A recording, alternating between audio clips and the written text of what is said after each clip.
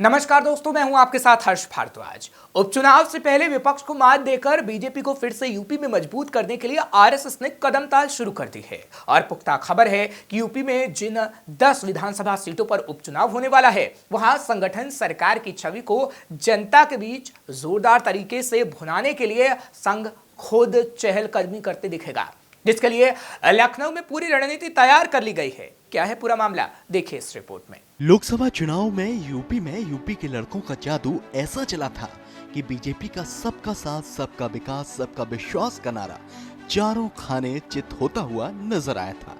ऐसे में उपचुनाव से पहले बीजेपी को फिर से पटरी पर लाने के लिए आखिरकार आरएसएस खुलकर मैदान में उतर आया है।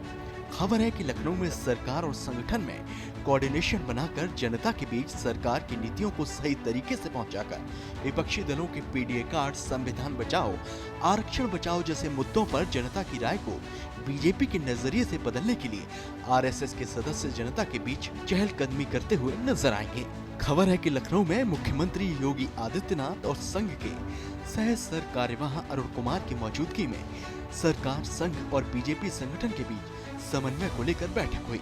इस बैठक में दोनों डिप्टी सीएम भी मौजूद रहे। साथ ही बीजेपी प्रदेश अध्यक्ष भूपेंद्र चौधरी, महामंत्री संगठन धर्मपाल ने भी बैठक में मौजूदगी दर्ज कराई।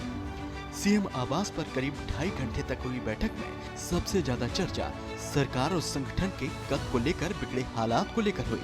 संघ की ओर से इस बात पर चिंता जताई गई कि अगर यही स्थिति रही तो आने वाले वक्त में सबसे ज्यादा नुकसान किसी को उठाना पड़ेगा तो वो बीजेपी ही होगी। खबर है कि संघ ने नेताओं को ऐसी स्थिति से बचने की सलाह दी है। बैठक में उपचुनाव के साथ ही सरकार और संगठन के आपसी समन्वय पर खास चर्चा हुई और कहा गया कि पार्टी के सभी बड़े नेताओं की जिम्मेदारी है कि अगर कहीं पर भी आपसी मतभेद या मनभेद की स्थिति हो तो उसे आमने सामने बैठकर समाधान उचित वक्त पर ही निकाल लिया जाए। खास तौर से बूथ प्रबंधन को और मजबूत करते हुए बूथवार छोटी छोटी बैठकें करके जनता के बीच लगातार संवाद करने की रणनीति पर चर्चा हुई है। बैठक में तय किया गया है कि सदस्यता अभियान में पिछड़े और दलित समाज के लोगों को जोड़ा जाए। बैठक में ये भी तय किया गया कि विपक्ष द्वारा फैलाए जा रहे पीडीए के भंजाल को तोड़ने के लिए भी बूथवार हर समाज के लोगों को जोड़कर जनता के बीच सरकार और पार्टी के नजरिए को रखा जाए।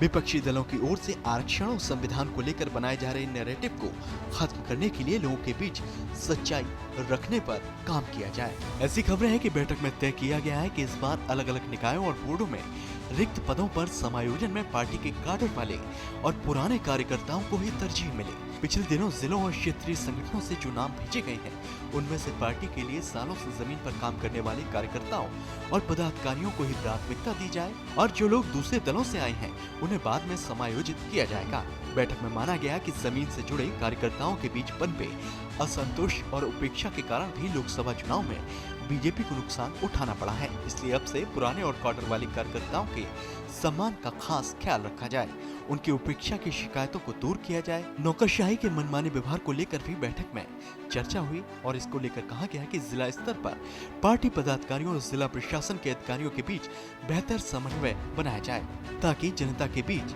शासन प्रशासन के कामकाज की शैली में सुधार आए और वो प्रभावी नजर आए। बैठक में सहमति जताई गई कि आरएसएस के सदस्य जमीन पर उतरकर सरकार और संगठन की नीतियों को जन जन तक पहुंचाएंगे और उपचुनाव के लिए विजयी माहौल बनाएंगे ताकि 2027 यूपी विधानसभा चुनाव के लिए जीत के सारे पैरामीटर सेट कर लिए जाए। बहरहाल रणनीति बन गई है, संघ एक्शन में है और सरकार और संगठन में एकजुटता का संदेश दिया जा रहा है। लेकिन दूसरी तरफ विपक्षी दलों, खासकर समाजवादी पार्टी भी पूरी तैयारी के साथ मैदान में उतरी है। ऐसे में उपचुनाव के नतीजे किसके पक्ष में रहेंगे, इसका फैसला तो जनता करेगी।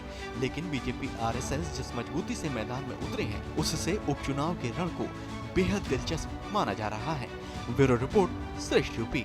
फिलहाल ऐसी और खबरों के लिए आप देखते रहिए श्रेष्ठ यूपी। यूपी की हर खबर देखने और उनसे अपडेट रहने के लिए हमारे चैनल श्रेष्ठ यूपी को सब्सक्राइब और लाइक करें। साथ ही बेल आइकन को दबाना ना भूलें, जिससे हमारे हर वीडियो की जानकारी आप तक पहुंचती रहे।